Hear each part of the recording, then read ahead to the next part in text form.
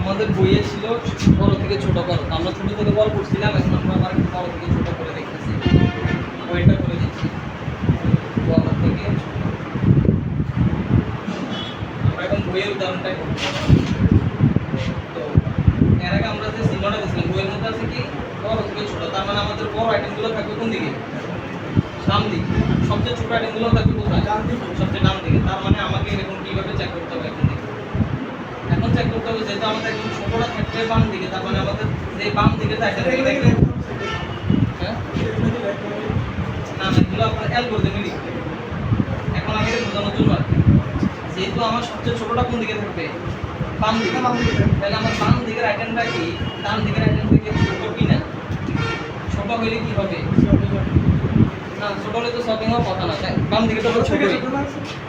দেখেন আমি আবার বলছি, আমাকে বুঝেন নাই। আমার সবচেয়ে ছোটটা কোন দিকে থাকবে? বাম দিকে। সরি, ও আচ্ছা আচ্ছা, ঠিক আছে সরি, ঠিক আছে। তার মানে আমাদের সবচেয়ে ছোটটা থাকবে কোথায়? ডান দিকে। আমি এখন বলতেছি ছোটটা বাম দিকে। তাহলে সবচেয়ে বড়টা থাকতে হবে কোথায়? বামে। তাহলে আমার যে এই যে বাম দিকে এটা কি বড় কিনা? বড় কিনা? যদি বড় হয় তাহলে করবো না সব, আর যদি ছোট হয় তাহলে কি করবো? সব সব। এই হচ্ছে না। তার মানে আপনারা কি বলে শর্তটা যদি ভালো করে না বুঝেন তাহলে করা হবে না। তাহলে আমরা একটু চেক করবো যে কি পাস ওয়ান জাস্ট এই জিনিসটা মাথার মধ্যে রাখা করতে পারেন, তাহলে দেখবেন যে ভুল হবে না। আর একটা পাস করে ফেললে আপনার আর অন্যগুলো ভুল হওয়ার কোনো সম্ভাবনা নেই। ওকে, আমরা প্রথমে চেক করবো যে কি বাম দিকের আইটেমটা ডান দিকের থেকে ছোট কিনা। যদি ছোট হয় তাহলে আমি কোন দিকে নিব? ডান দিকে নিব, কারণ আমাকে ছোটগুলোর কোন দিকে নিতে হবে? ডানে নিতে হবে, আমার কাজে এটা।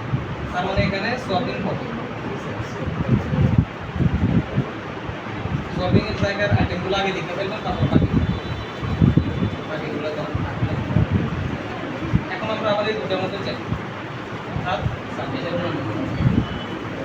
আবার দেখছি এটা ছোট, তাই না? আবার সোয়াপিং হবে। সোয়াপিং হলে সোয়াপিং এর আইটেমগুলো আমি লিখব।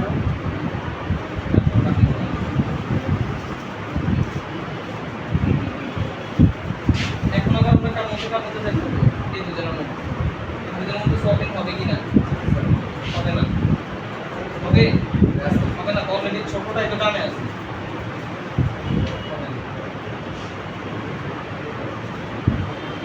না হলে যেভাবে আছে ঠিক সেভাবে থেকে যাবে।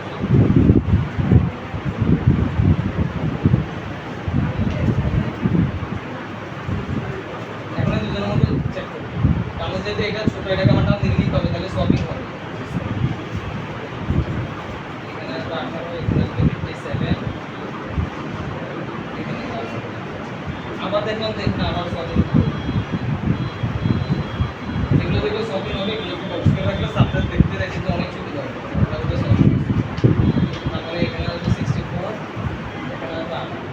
এই যে সবচেয়ে ছোট আইটেমটা আমার ডান দিকে চলে আসছে, আমার এটা সর্টেড হয়ে গেছে। এটাকে আমি পরের পাশে আর কি করবো না, চেক করবো। আমার বাকি আইটেমগুলো কম দিক থেকে লিখে দিই, তাহলে দেখবেন যে পুরো একটা অ্যারে চলে আসছে। এটা হচ্ছে ফার্স্ট ওয়ানের কি রেজাল্ট। এই হচ্ছে রেজাল্ট ফার্স্ট ওয়ানের। এটাকে আমরা ফার্স্ট টুতে আবার কি করবো? ব্যবহার করবো।